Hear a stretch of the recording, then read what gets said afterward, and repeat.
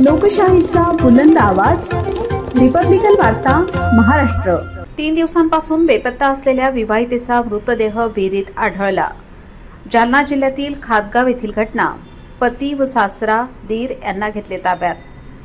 बातमी खादगाव जालना येथून। जालना जिल्ह्यातील खादगाव येथे मन हेलावून टाकणारी घटना उघडकीस आली आहे। 3 दिवसांपासून बेपत्ता असलेल्या सानिया शेख साजिद व 21 वर्ष हिचा मृतदेह तिच्या शेतातील विहिरीत पाण्यावर तरंगताना आज सकाळी आढळून आला। या घटनेमुळे परिसरात हळहळ व्यक्त केली जात आहे। मिळालेल्या माहितीनुसार दिनांक 2 नोव्हेंबर 2025 रोजी सानिया बेपत्ता झाली होती। तिचा पती शेख साजिद याने चंदनझिरा पोलीस ठाण्यात हरवल्याची तक्रार दिली होती। पोलीस शोध घेत असतानाच आज सकाळी अचानक तिचा मृतदेह विहिरीत आढळून आला।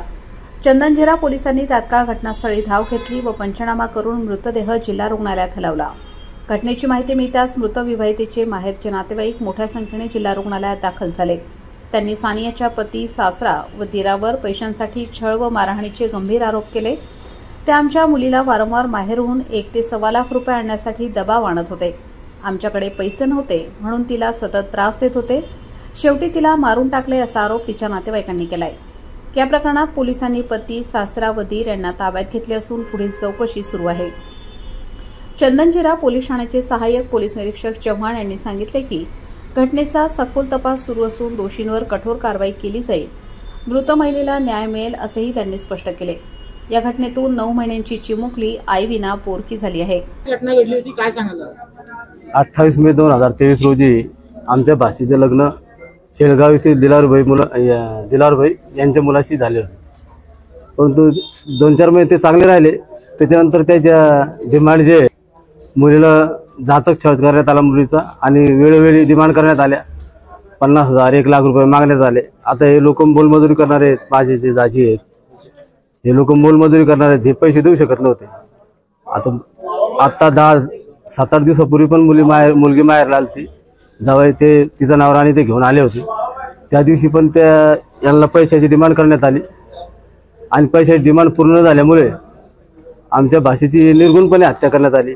त्या हत्येमध्ये सासू, सासरा, नवरा, तिचे दोन्ही दीर आणि तिचे नणंद आणि जावई ह्या लोकांचा सहभाग आहे। सगळ्याच कुटुंबाचा जवळपास फार कठीण त्रास होता त्यांना आणि हा त्रास ती सहन नाही करू शकली। आणि हे जवळपास 1 वर्षापासून तिचा छळ चालू होता। आम्ही 2 वेळेस समजून सांगितलं, तिला माहेरी पाठवलं, बा जा, होतच असतात छोट्या कुटुंबात हा छोट्या मोठ्या घटना घडतच असतात असं समजावून सांगून आम्ही मुलीला, आणि परिस्थिती गरीब असल्यामुळं ते पर्याय नव्हता म्हणजे संसार केल्याशिवाय, त्याच्यामुळे ती राहिली। परंतु आता तिला जास्त त्रास सहन नाही झाला आणि या लोकांना निर्गुण हत्या केली तिची आता 2-3 दिवसापूर्वी। आता तुमची मागणी आहे? यांना जास्तीत फाशी, जन्मठेपी शिक्षा व्हायला पाहिजे।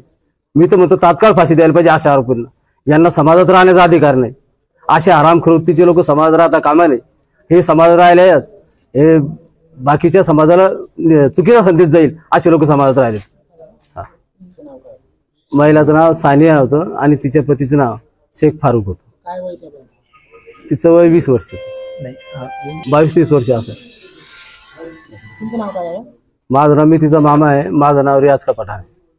चंदनझिरा येथे दिनांक 2/11/2025 रोजी मिसिंग नंबर 55/25 त्यामध्ये मिसिंग महिला जी आहे ती सानिया फारूक शेख व 19 वर्ष राहणार खादगाव शिवार ही मिसिंग झाल्यामुळे सदर मिसिंग दाखल करण्यात आली होती आणि त्याचा तपास HC 1266 भवरे यांनी केला।